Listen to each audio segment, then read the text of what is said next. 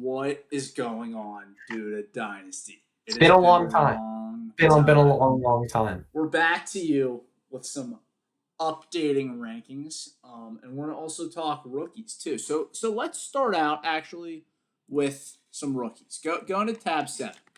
Let's talk rookies right now. I think we obviously consensus Jeremiah Love 101. Do you want I to talk agree. about your boy right now? Talk about him. I mean, there's not too much to say. I mean, he's borderline generational prospect. I mean, he's gonna step onto your team. He's gonna basically be RB1 on your team, unless you have Bijan or Gibbs. I mean, those are probably the only guys right now that I'd probably take over Love. Sam tier is Genty and Hampton, in my opinion. Genty, sure, Genty as well. Him and Genty, I would say, are probably similar. Bijan and Gibbs are the only two guys I wouldn't trade from right now. So yeah, he's very valuable. He's gonna step in, number 3 overall pick, instantly be a difference maker. Then I think we go to number 2 pick, where I think there's a pretty significant There's a drop off. definite the A tier is probably empty, and Yeah, then we have a B tier, I mean, and I it's know by himself. I know some people want to put Tate in that A tier, but I just don't. I know that they spent the 4th overall pick. I know that he's going to a perfect situation. But I he's just don't not know if he even did like enough. top 5 Ohio State receiver in the past 6 years. I'm Top, taking Jeremiah top Smith. I'm 7, top taking 8. Marvin Harrison. I'm taking JSN. I'm taking Olave. I'm taking Garrett Wilson. Luca, bro. Probably Igbuka. Like he's like a fringe top 7 Ohio State receiver. Honestly, we are the biggest Carnell Tate as a prospect haters that there's ever been. But we're gonna respect that draft capital going to be the number one option for Cam Ward. The Titans have to know something that we don't to take him at number 4. They're giving their guy a weapon, a wide receiver 1. And because of that, we're having a teardrop. It's getting very popular to say Tate, Tyson Lemon, Big Three, same tier. They're not in the same tier at all. Not at Why all. would you take the wide receiver 2s that were drafted lower over the guy who's the wide receiver 1 on his team? We have And Tyson by himself in tier 3. and Talk about Tyson. for me, what I wanted to go back to Tate is, I mean, I think that like he is in a pretty good spot and he probably will produce, but I think it could have just been like a gut reaction, like the Titans feel like they need a receiver. But with Tyson, I think he's gonna pair well with Chris Olave. Him Okay, and Tyler Olave, Show just throws the ball so much. yeah, Tyler Show and who's it? Kellen Moore. Talon Him Moore. and Kellen Moore. They like He to is like throw the the ball. biggest passing coach in the league. If he could throw the ball 100 times in a game, he would. So Tyson is going to get targets. Only And thing he's we're worried also about is good. only thing we're worried about is his injury history. But I think I'm not even that worried about it. With Shock and Olave, we've seen how the Saints deal with Olave's injuries. He gets injured, doesn't matter. Doesn't matter. They're both going to be fine. They're both going to be probably top 15, top 20 guys this year. And yeah, that's all I have to say. And then probably segueing right into D segment. tier, probably. This is a big I tier, bigger tier. We there's have a few guys here. I Lemon, think. Yeah. Lemon, Price, and Mendoza. And So honestly, sorry to interject, but I think these guys are probably 4A, 4B, 4C. I don't even think it's a 4, 5, 6 type of yeah, combination. I honestly think it just depends on what you're looking for. well, Do you it wanna just does that from the Google Docs rankings. But I agree. Yes. I think that like Lemon, if you want like a safer receiver pick that you know is gonna give you probably a solidified 12, 13 a game this year. Price is if you're looking for that upside shot. I mean, first round draft capital for like a not good running back is kind of insane. And he's stepping into basically an empty backfield. And then Mendoza basically can't lose value. I mean, You number one saw overall. what Ward did. He did absolutely nothing, and you're still valuing him probably right around where Mendoza is. Like For sure. Mendoza is probably a little higher than him, but like you're valuing them pretty similarly right now. Where do we have? Wait, let me just look at QB rankings. Yeah, Yep, go flip over to QB we rank. have Mendoza like 2 spots above Ward, and basically Mendoza is like a guaranteed like just safe investment. It's like investing in a bond. Like Yeah, worst comes to worst, a year from now you don't like him, you can sell him. 6 months from now you don't like him, you can sell him. There is a caveat. Some leagues they don't really trade for QBs. Like our league, there's not a lot of QB movement. so it is a little bit harder to sell QBs at price. But I do think Mendoza is probably the safest pick in this range in terms of value. I similarly with Price versus Tate, it just shows how bad this draft is. These GMs are just taking their guys, no matter how bad of prospects they are. Price, how many first round running backs do you think have ever rushed for 600 yards or whatever he had? I mean, it was Yeah, absurd. it was none. It was absolutely none. If we take a Um, look at, and he I don't didn't know if you catch any saw this. passes. And I people like to say like, well, we don't know if he would catch passes because he was behind Jeremiah Love. I actually went back and I looked at Jadarian Price's high school stats. I'm gonna pull it up right now. Wow. Jadarian Price high school stats, and he was not catching passes in high school. I'm going over to Max Preps right now. And receiving, he, as a senior, through 11 games, was averaging 2 catches a game. He had 27 catches through 11 games as a receiver senior Yeah, year. And then I know. if we go to his junior year, let's see.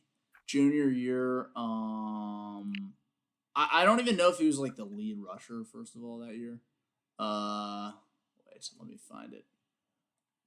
Wait, I'm And lost. also, I just want to interject. I mean, throughout his whole college year, there wasn't a single year where he shined. I mean, his yards per carry looks good, but I think it's just because Jeremiah Price opened up those holes for him. I mean, you look at how many catches he has. He has 15 catches over his 3 years at Notre Dame, over Yeah. 41 games. I mean, he's averaging less than half a catch a game. I mean, how can you expect immediate fantasy production from a guy that had a worse season, had worse college stats throughout his entire career than Jeremiah Love did in one season, which is honestly eye opening to me. Yeah. So if we just look back at the 2021 to 2022 season for the Denison football team, which was his senior year, he was obviously dominant on the ground and dominant in terms of touchdowns, but he wasn't getting any catches. And if we look at the year before that, let's see the year before that, he's been being alphaed ever since he was a junior in high school. Junior year of high school, he wasn't even the top rusher on his team. Asa Osborne was a better rusher than him. I mean, that's great. So that's all I have to say on Jadarian Price. I'm a big hater, but also like, I probably wouldn't draft him here, but it's just it's tough to pass up the first round pick of the Super Bowl team. And then we're gonna And slide over to exactly. E tier. Yeah, Let's I think what I wanted to comment with on E tier is you basically all you really have here is Concepcion, or not Concepcion. You kind of just have Sadiq and Simpson, and then some people like to throw Concepcion into here, but I just think that Well, he there's a was. difference. It's positional value and It is, positional head yeah. rate. Like tight ends in the first round do a lot better than receivers in the late first generally, especially to bad situations. He is the one. We do appreciate him being the one, but Simpson, I think people are quick to forget that he is literally the 13th pick going to Sean McVay. Hmm. Like Simpson is guaranteed to gain value, and if he plays a game, if you could put me out there and I would probably produce as a top 32 receiver in fantasy. Like that offense is so Let's good. take it. Let's take a step back. Let's take a step back. You could put You me could out step there, onto the field. You could step onto and the I would field. have dynasty value if I stepped on. If I was being put in on the Rams team, I Okay, would let's take hold some two dynasty steps. Let's value. take 2 steps back. No, I'm telling you, telling you, if even if I was just handing the ball off in that system, I would hold dynasty value. I don't think so. I'm gonna have to disagree with you on that one. But if we Okay, go back to Simpson, I mean, I saw it. I am a huge Simpson when hater. have I when mean, have the Rams ever had a bad quarterback in like the past 10 years? McVay was pissed when No, they well, drafted. that's just not true. Because here's the thing. He was What do you have having to say about meetings. He was having meetings with Ty Simpson before the draft. I pulled up the latest news. Go check his sleeper profile right now, Ari. He was having meetings with Sean McVay before the draft. Of course, McVay's not super happy that they don't get Sadiq or Lemon for their Super Bowl team, but it's just like how Aaron Rodgers was mad when Jordan Love got taken that team. And then people were like, oh, he doesn't want to mentor him. Jordan Love's going to be bad. And then Jordan Love, his first season that he played, pretty much his first full season, he was QB5. Okay? And let's see where he was valued on Dynasty after that first full season. And I think the thing with Simpson is he basically is in like a Jared Goff value floor. Honestly, like I mean, right now he's obviously not valued a lot, but the second he steps onto the field with that just stacked West Coast offense in LA, I mean, it's just going to be tough to stop. I mean, he's probably going to have 4,000 something yards, like 30 touchdowns and low interceptions. I mean, it's just the type of coach that McVay is, and I just think that is just it. He can't really lose too much value. If you were one of those people who invested in Jordan Love, similar idea, playing with an offensive play calling genius, coming in when there's a current MVP Aaron Rodgers on that team, and you invested in him, you had him sit for 2 years, and then he comes in and he produces as a QB5, and he's dynasty QB5. You have a like obviously he could just be JJ McCarthy and be terrible even with good coaching, but he's gonna have a chance and he's gonna hold his value. And this is one of those things. If you're a rebuilder, it just makes a lot more sense to go after him than Casey Concepcion, because Casey Concepcion 1 year from now he could be Matthew Golden. 1 year from now, Ty Simpson still won't have played. So it's basically like having a future first that you're Yeah. using. It can't drop value right now, and it's a very safe investment. And I think by the way, I think we should just go right into the F tier with KC. Yeah, I mean, we're really hitting the end of the first round, but I mean, like we were saying, like the lower you go or the higher you go in the draft order, like if you're going like 20 to 25, the receiver quality it really starts to drop. And I think if you want to go right into the segue here, especially with Concepcion, like Cooper, and then you go into those like second round guys like Stribling. You look at Boston, Segue. It's time and for then segue.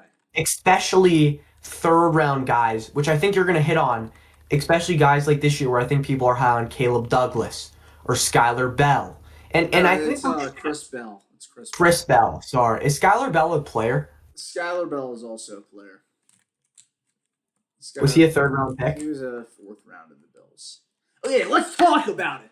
All right, guys. So you see the people who have the crazy take that you should ever press the button on a third round receiver in round 2 of your rookie draft. Never do it. Tell you Never.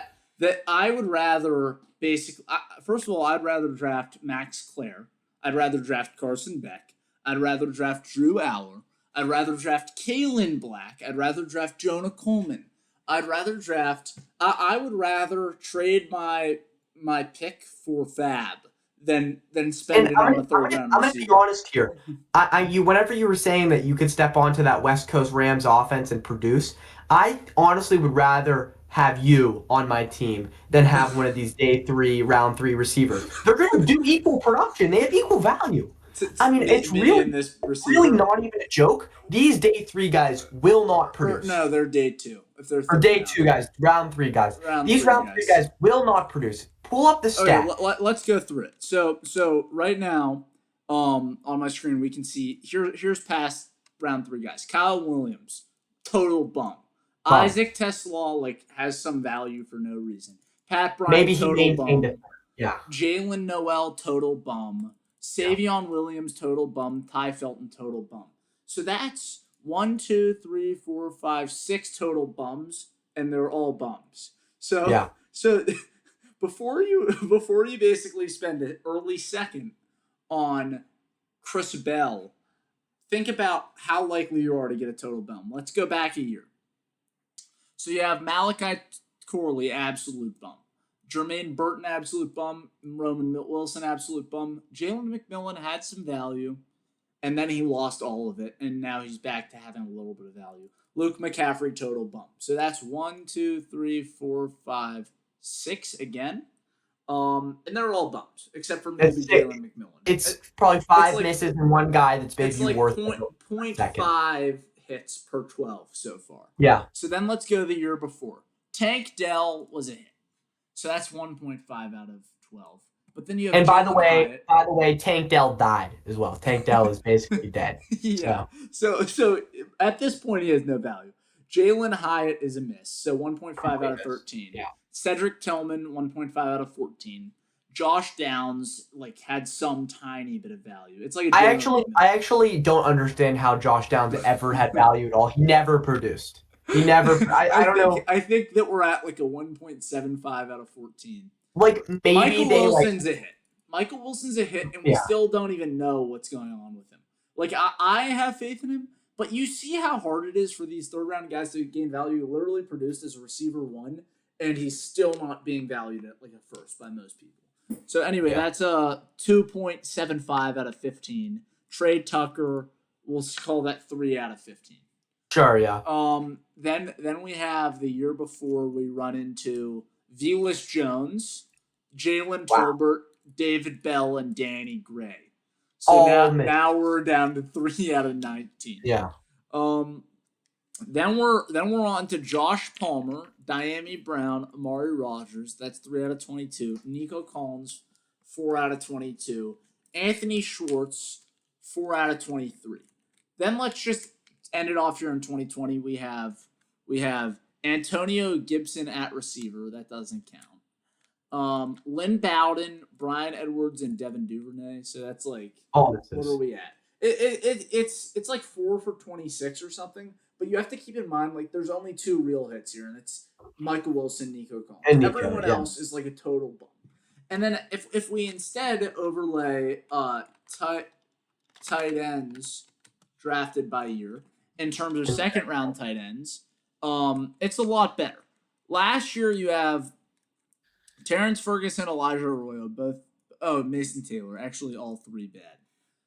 The year before you have Ben Sinnott, bad. The year before you have Michael Mayer, Luke Musgrave, Luke Schoonmaker's a pure blocker, and Sam Laporta. Sam Laporta was going to be good until Brock Bowers alphaed him, so I'm just going to call that a wash. Sam Laporta was a major hit, and Luke Musgrave was a miss. And then the year before you have Trey McBride. Okay, total hit. The year before that you have Pat Freiermuth, who's a hit. The year before that you have Cole Kmet, who is a hit. The year before that you have Irv Smith and Drew Sample, but we only went down to 2020. You only have like 15 guys that maybe. How many is it in total? Let's see. 1, 2, 3, 4, 5, 6, 7. I'm not counting Luke Schoonmaker, pure blocker. 8. 9, and then 10. You have 10 guys, and Cole Kmet, Pat Freiermuth, Sam Laporta, and Trey McBride were hits, so that's 40%. And then I feel like Michael Mayer would have been good if Brock Bowers and alpha. Okay, but let's not deal in hypotheticals. Okay, you said 40%. You said 40%. So I would much rather better take a 40% chance than take a 1 in 13, which is like a 7% chance. Yeah, like it's like 4 times better. Take the tight end. It's 4 times better, and then I would also probably go with the quarterback. That's going to like a situation where you may have a chance to start, like Beck and Drew. Or like you even look at Quinn Ewers, who was like a 6th round pick or 7th round pick last year. He still got some starting looks just because of his situation. Yeah. Like the thing Gabriel, is, Dylan Gabriel, Shador. Like all these guys, like Drew Aller will probably get a shot. It's a lot easier to get opportunity at basically every position except for receiver. Receiver is the position where the lower the round is, the like it really correlates with your hit rate more than anything else. Because running back, all you need is like an injury or two, and you're thrust into the starting role and you can score fantasy points. QB, you just need an injury or two. Tight end, I guess late round tight ends are normally bum, but like second round tight ends, it's pretty solid bet. Not a bad bet.